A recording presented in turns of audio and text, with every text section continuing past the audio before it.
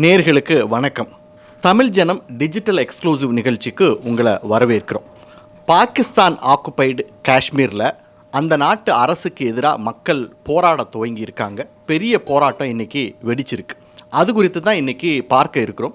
அது குறித்து நம்ம விரிவாக பார்ப்பதற்கு முன்னாடி தமிழ் ஜனம் யூடியூப் சேனலை சப்ஸ்கிரைப் பண்ணலைன்னா உடனே சப்ஸ்கிரைப் பண்ணிவிடுங்க. நமக்கு தெரியும், சில நாட்களுக்கு முன்பு அமெரிக்காவோட நியூயார்க் நகரில் நடைபெற்ற ஐநா சபையினுடைய பொதுச்சபை கூட்டத்தில் உலக தலைவர்கள்லாம் வந்து பேசினாங்க. அப்போ பாகிஸ்தான் நாட்டு பிரதமர் ஷபாஸ் ஷெரீப் உரையாற்றினார். அப்போ அவர் பேசும்பொழுது இந்தியா கிட்ட இருக்கக்கூடிய அந்த காஷ்மீர் பகுதியில் மக்களுடைய உரிமை பறிக்கப்படுகிறது, அது குறித்து அந்த மக்களுடைய உரிமையை மீட்பதற்கு இந்தியா பாகிஸ்தானிடையே ஒரு பேச்சுவார்த்தை நடக்கணும் அப்படிங்கிற விஷயம்லாம் முன்னெடுத்தார். ஆனால் அவங்க சொன்ன விஷயத்தில் எந்த அளவுக்கு பொய் இருக்குது அப்படிங்கிறது இப்போ வரும் நாட்களில் கொஞ்சம் கொஞ்சமாக வெளியே தெரிய ஆரம்பிச்சிட்ருக்கு. ஆமாம், பாகிஸ்தான் ஆக்குபைடு காஷ்மீர் பகுதியில் அந்த நாட்டு மக்கள் போராட்டத்தை முன்னெடுத்திருக்காங்க. எதுக்காக அப்படின்னு பார்த்தீங்கன்னா, அங்கே கல்வி, வேலைவாய்ப்பு, அடிப்படை கட்டமைப்பு, ஈவன் சுத்தமான குடிநீர் இது எதுவுமே கிடைக்கல அப்படின்னு சொல்லி அரசுக்கு எதிராக பெரிய அளவில் போராட்டத்தை எடுத்திருக்காங்க. இந்த போராட்டத்தில் அங்கே இருக்கக்கூடிய சமூக ஆர்வலர்கள், வழக்கறிஞர்கள் இவங்க எல்லாமே பங்கேற்றிருக்கிறாங்க. ஒரு முழு அடைப்பு போராட்டத்திற்கு அங்கே வேண்டுகோள் விடுத்திருக்காங்க. ஆனால் இந்த போராட்டத்தை எப்படியாவது முடக்கணும் அப்படிங்கிறதுக்கான எல்லா நடவடிக்கையும் பாகிஸ்தான் அரசாங்கம் எடுத்துக்கிட்டு இருக்கு. அதாவது இந்த போராட்டத்தை முடக்கிறதுக்காக இராணுவமும் அங்கே இருக்கக்கூடிய போலீஸாரும் சேர்ந்து வீடு வீடாக போய் பலரை மிரட்டியிருக்காங்க. அது மட்டும் இல்லை, உடனடியாக பாகிஸ்தான் ஆக்குபைடு காஷ்மீரில் இன்டர்நெட்டை ஷட் டவுன் பண்ணியிருக்காங்க. அந்த அளவுக்கு நடவடிக்கை எடுத்திருக்காங்க. ஆனால் அங்கே பாகிஸ்தான் ஆக்குபைடு காஷ்மீரில் இருக்கக்கூடிய மனித உரிமை ஆர்வலர்கள் இதை வந்து ரொம்ப தீவிரமாக கண்டிச்சிருக்காங்க. எங்களுடைய போராட்டத்தை அரசு முடக்க நினைக்குது, எங்களுக்கு தேவையான எந்த அடிப்படை வசதியுமே செய்து தர மாட்டுறாங்க, அதை கேள்வி கேட்க போனால் இப்படி போராட்டத்தை முடக்கிறாங்க. பாகிஸ்தானில் நமக்கு தெரியும், இருக்கிறதே வந்து 5 மாகாணங்கள் தான். அந்த 5 மாநிலங்களில் பார்த்திங்கன்னா இப்போ பலுச்சிஸ்தான், கைபர் பக்துன்வாலா, அதுக்கப்புறம் இப்போ பாகிஸ்தான் ஆக்குபைடு காஷ்மீர், இந்த 3 மாகாணங்களில் அரசுக்கு எதிராக மக்கள் போராட தொடங்கி இருக்காங்க.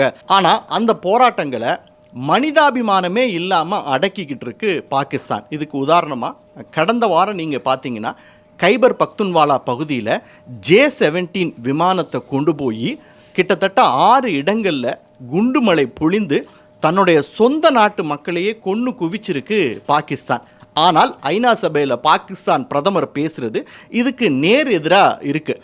அது மட்டும் இல்லை, தொடர்ச்சியாக பலுச்சிஸ்தானில் அரசுக்கு எதிராக போராடக்கூடிய போராளிகளை இரும்பு கரம் கொண்டு அடக்கிக்கிட்டு இருக்கு பாகிஸ்தான் இராணுவமும் பாகிஸ்தான் போலீஸும். போராட்டத்தில் ஈடுபடுறவங்க மேலே கண்மூடித்தனமாக தாக்குதல் நடத்தி அவங்கள கொன்று குவிக்கிறது தான் அவங்கக்கிட்ட இருக்கக்கூடிய கடைசி ஆயுதம். இப்போ பாகிஸ்தான் ஆக்குபைடு காஷ்மீர்லேயும் அதே முறையை தான் கையாண்டிருக்காங்க.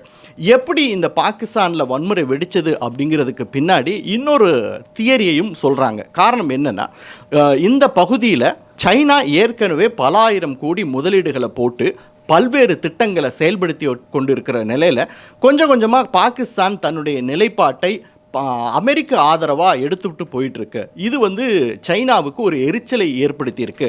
அதனால் இந்த போராட்டத்துக்கு பின்னாடி சீனாவும் இருக்கலாம் அப்படிங்கிற ஒரு சந்தேகத்தையும் ஏற்படுத்தியிருக்காங்க. இந்த போராட்டத்தை இராணுவத்தையும் போலீஸாரையும் கொண்டு அடக்கிட்டு அங்கே ஒரு மார்ச் பாஸை நடத்தி காட்டியிருக்கு பாகிஸ்தான் இராணுவம். இனிமேல் இந்த மாதிரி ஒரு போராட்டம் நடத்தினா உடனடியாக இரவோடு இரவாக அவர்கள் கைது செய்யப்படுவார்கள்.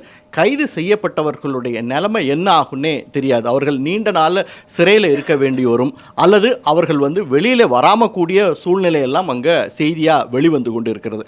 அந்த அளவிற்கு பாகிஸ்தான் ஆக்குபைடு காஷ்மீரில் மனித உரிமை மீறல்கள் நடைபெற்று கொண்டு இருக்கிறது.